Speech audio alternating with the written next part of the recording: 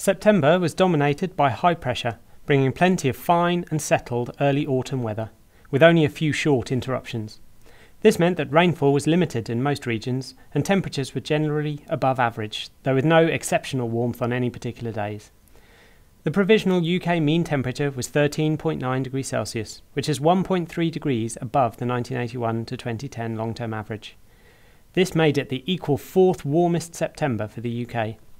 It was only the fifth time that the UK mean temperature for September has been higher than that for August. Rainfall was well below average in most places, with less than 20% of the long-term average over large swathes of the country, and an overall UK figure of just 23% of average. This has provisionally been the driest September in a series since 1910, though only slightly drier than 1959, and the driest calendar month for the UK since August 1995. Sunshine was very close to normal overall, though it was sunnier relative to average on the western side than further east. So where were the hottest, coldest, wettest and windiest places in September? A maximum temperature of 26.3 degrees Celsius was recorded at Wiggenholt, West Sussex on the 18th. A minimum temperature of minus 0.1 degrees was recorded at Catesbridge, County Down on the 8th. In the 24 hours ending at 0900 GMT on the 19th, 47.8 millimetres of rain fell at Lincolnholt, Berkshire. A wind gust of 66 miles per hour was recorded at Sellerness, Northern Islands on the 26th. Now let's take a look at the weather that defined September.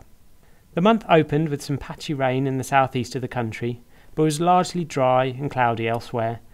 A cold front moved across the country on 5th and 6th, bringing some rain to Scotland and northern England.